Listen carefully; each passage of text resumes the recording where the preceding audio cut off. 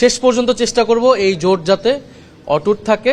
পুরো বাংলাদেশে 300 আসনেই আমাদের কিন্তু এখন আর কোনো দলের প্রার্থী না, মূলত জোটের প্রার্থী হবে। হলে জোটের ব্যাপারে তো এর আগে দায়িত্বশীল ওনারা বললেন, এই ব্যাপারে আমি বলবো না। আমাদের জায়গা থেকে আমরা আশাবাদী এবং আমরা সময় নিচ্ছি এই কারণেই যাতে এই জোট প্রক্রিয়াটা অটুট থাকে। এবং আমরা এই জোট কিন্তু শুধুমাত্র আসন সমঝোতার জোট হলো, এটার একটা রাজনৈতিক গুরুত্ব আছে, এটা আপনারা সকলেই বুঝেন, দেশবাসী বুঝেন, এবং একটা আকাঙ্ক্ষার জায়গা আছে।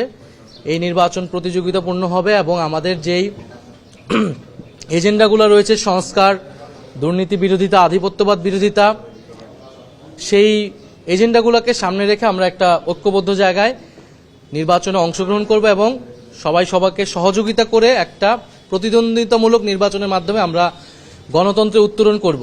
এটাই আমাদের সবার প্রত্যাশা। একটা যেহেতু খুবই অল্প সময়ের মধ্যে এই জোট প্রক্রিয়াটা একটা নতুন দিকে যাচ্ছে, সেহেতু হয়তো একটু মতভিন্নতা থাকতেছে, আমরা সেগুলো আলোচনার মাধ্যমে সমাধান করছি। আমরা শেষ পর্যন্ত চেষ্টা করব এই জোট যাতে অটুট থাকে। অ্যান্টি স্লিপারি টেকনোলজি ও সফট টেক্সচার টাইপ, নরম ঘাসের স্পর্শ, সাপোর্ট গ্রাস ম্যাট, নান্দনিকতার ছোঁয়া।